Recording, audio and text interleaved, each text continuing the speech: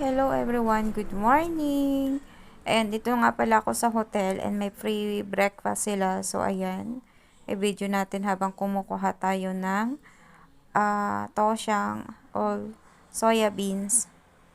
And then, soya beans milk. And then yan, kumuha na ako ng food but definitely hindi ko na binidyo yung yung mga pagkain nila dito. Pero so far naman, maano naman sila.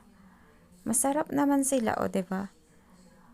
Yan yung aking yung aking kinuha kasi hindi ako kumakain ng lugaw. Maraming pagpipilian dyan na pagkain. Katulad na lang ng mga bread or yung lugaw, may mga ibang basta pagkain yan. Chinese food. Chinese food, hindi siya Philippines food. So, ayan, kain lang. Ganito ang kumain ang gutom, chararot. Diba? Galing kong mag-chopstick. Sino kayo dyan? And then, alam nyo guys, nakadalawang ako dyan. Nakadalawang kuha ako. Ay, isa, dalawa. O, dalawa nga. Kasi nagustuhan ko yung kanilang luto. Tapos yung chicken nila. Ewan ko kung anong tawag dyan sa luto nila. Basta yun. And then, ayan na guys.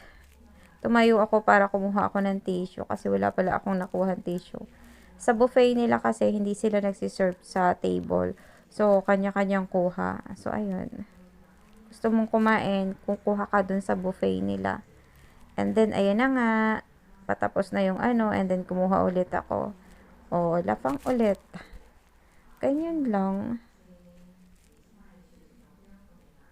Tapos, ikukwento ko sa inyo guys. Kumuha ako dyan ng ng kape. O, diba?